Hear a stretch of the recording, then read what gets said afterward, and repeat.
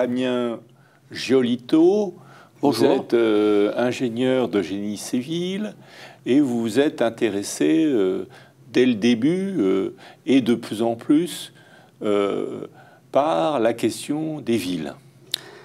Alors, on va faire une première vidéo, là, d'une dizaine de minutes, sur votre parcours, parce qu'on est très intéressé de voir comment, à un moment donné, quelqu'un prend conscience d'un sujet et construit ce sujet dans sa tête. En fait, c'est le propre des chercheurs. En fait, vous êtes petit à petit devenu un chercheur sur la question des villes, après différents chocs liés à votre métier. Alors, pouvez-vous nous raconter un peu la genèse de cette aventure sur la question des villes? Oui, choc, on peut en parler. Bon, moi, je suis un ingénieur génie civil. J'ai fait 16 ans de construction dans le bâtiment, en région parisienne, dans des environnements très chargés, centre de Paris, site classé au monument historique, place Vendôme. Donc, vous connaissez votre sujet, on peut dire que beaucoup de tensions. J'ai toujours été assez un citadin. Hein. J'ai passé ma jeunesse à Lyon, j'ai fait mes études à Saint-Étienne, j'ai toujours habité à Paris. Hein. Et puis, à 35 ans, bon, je suis devenu pilote d'avion. Hein, donc, j'ai fait le nécessaire pour devenir pilote d'avion. Et pourquoi ça? Parce que vous avez envie de prendre la hauteur. Voilà, j'avais envie de prendre de la hauteur, j'avais envie un petit peu de changer. J'étais un petit peu serré ou engoncé dans ma fonction préalable. Vous en aviez assez d'être un rampant, parce que les pilotes d'avion, ils parlent des gens qui ne s'envolent pas, les rampants. Alors, je voudrais ça. Ouais, il y a peut-être, enfin bon, comme je fais aussi de la montagne, effectivement, il y a cet aspect toujours, donc construire des immeubles, prendre de la hauteur, monter en haut des montagnes, et puis faire de l'avion. Hein.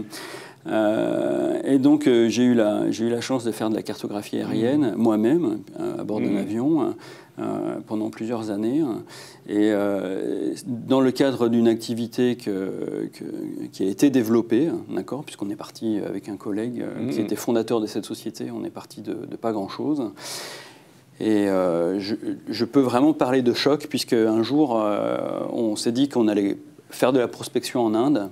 Ouais. Et à l'occasion d'un salon mondial de la géomatique en Inde, en 2010, je suis allé pour la première fois à New Delhi. Ouais. Voilà. Et là, choc. Et là, choc, effectivement, puisque je me suis rendu compte que la polarisation et les centres d'intérêt du monde étaient plus du tout dans les schémas que je pouvais imaginer. Pour moi, le centre du monde, c'était Paris, même si j'avais un petit peu voyagé. Quand je me suis retrouvé à New Delhi et que j'ai vu cette ville, cette masse de monde, cette force personnelle qui conduisait à construire une masse de gens phénoménale, avec une puissance phénoménale, mais en même temps très inhumaine, puisque les notions que nous, on peut avoir de privacy, de vie privée, d'intimité, etc., c'est des choses qui explosent complètement. J'ai eu la chance de retourner 4 ans après à New Delhi, c'était encore pire, parce que la population croît, elle grouille, tout le monde se bat pour essayer d'évoluer. Et effectivement, là, on peut parler de choc, parce que je me suis rendu compte que finalement, Paris, c'était loin d'être le centre du monde, quoi. Alors là, vous touchez un point qui est très intéressant, que nous avons documenté très particulièrement il y a une trentaine d'années, quand nous avons, à la demande du président de la France de l'époque, essayer de tracer ce que pourrait être un futur pour l'humanité au XXIe siècle. Donc à l'époque, on était au XXe siècle. Et une des choses qui est ressortie dans les statistiques, dès qu'on a commencé à projeter le futur, c'est évidemment la fantastique augmentation de population auquel nous avons été confrontés. Il faut rappeler que nous sommes passés en 1850, on était 1 milliard. Aujourd'hui, on est 7 milliards. On va vers 9 milliards. Bon, ça, c'est un phénomène massif, majeur, jamais vu dans toute l'histoire de l'humanité. Il y a sans doute plus de vivants êtres humains aujourd'hui que dans toute l'histoire de l'humanité. Donc ça, il faut comprendre cet élément-là. Mais il y a aussi un autre phénomène. qu'on voit apparaître déjà à l'époque et qui nous fait dire que, au tournant de ce siècle, du XXe siècle, effectivement, massivement, la population, déjà à l'époque, était en train de se diriger vers les villes. Et on va avoir, pour la première fois dans l'histoire de l'humanité, plus d'humains urbanisés que campagnards. C'est déjà le cas. Hein. C'est déjà le cas. C'est déjà le cas parce qu'on est... Je crois que le virage s'est fait justement autour de l'an 2000. Ouais, c'est 2007, 2008. On est maintenant entre... Enfin, il y en a certains qui disent 54, 56%, mais on est passé de l'autre côté. Glissement massif de ces 7 milliards d'êtres humains, 8 milliards bientôt, 9 milliards... vers les villes. Et une population des villes qui va doubler. Hein. Voilà. Et donc, ça veut dire doublement des villes. Alors, c'est phénoménal. Alors, ça pose la question, sous ce choc, vous vous posez la question, quelle ville? Comme beaucoup d'entre nous à ce moment-là. Quand on est confronté à ça, on se dit, mais quelle ville? Et est-ce qu'on peut arrêter cette émigration? Et quelle ville est viable? Ouais, bon, il y a plusieurs réponses et plusieurs scénarios. Hein. Alors, on va peut-être traiter cette question-là dans la deuxième vidéo. Là, on a vu un peu votre parcours, cette prise de conscience sur la question de la ville.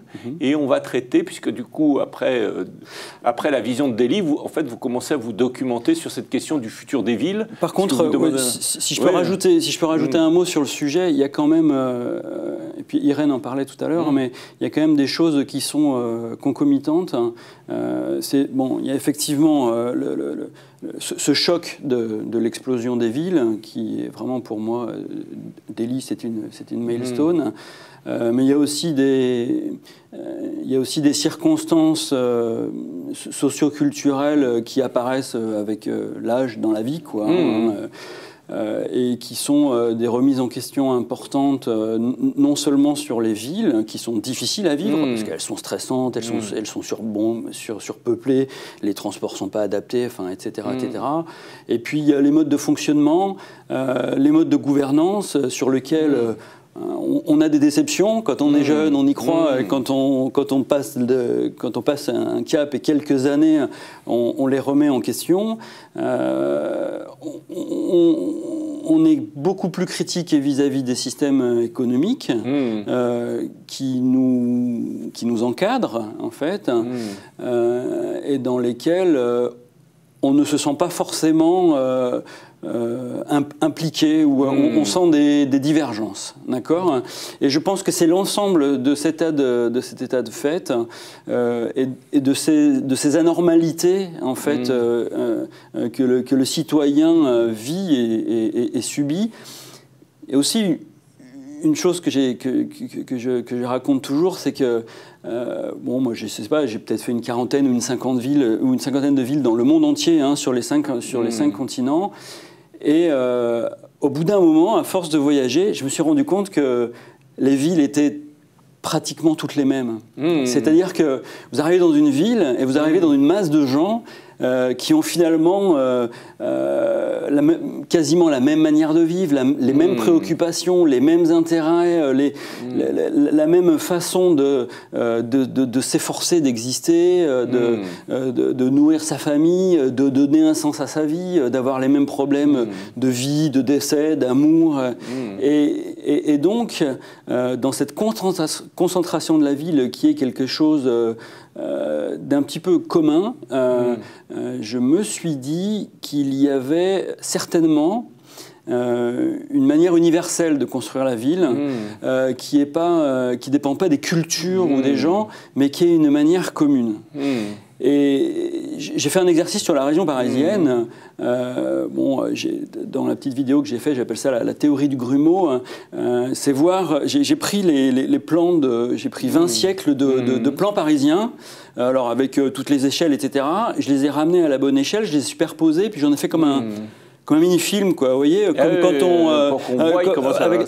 comme avec les petites feuilles de papier pour faire un film là. Et effectivement, on voit cette espèce de bouillonnance et ces grumeaux apparaître et coaguler et former des ensembles indissociables. Et en fait, quand on regarde les villes dans le monde entier, que ce soit Singapour, Hong Kong, New York, Jakarta, on se rend compte que les villes se construisent de la même manière. et qu'il n'y a qu'une chose qui diffère, c'est le temps.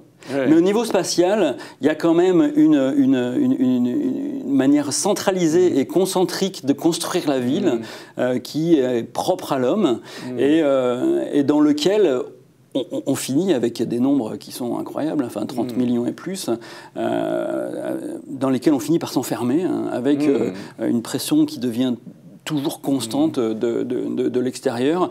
Et donc la réalisation de ça, la réalisation effectivement de cette explosion de la population et une certaine déception sur nos modes de fonctionnement socio-économique, je dirais c'est un petit peu l'ensemble de ces états de fait qui m'ont poussé vers cette réflexion qui est comment on peut faire évoluer la ville pour que ce soit humainement vivable et puis en plus qu'elle puisse traverser la crise énergétique qui ne va pas manquer de venir. Alors voilà. C'est parfait parce que ça c'est le parfait teasing pour la prochaine vidéo. On va rentrer dans ce vaste sujet que vous avez soulevé. Merci beaucoup.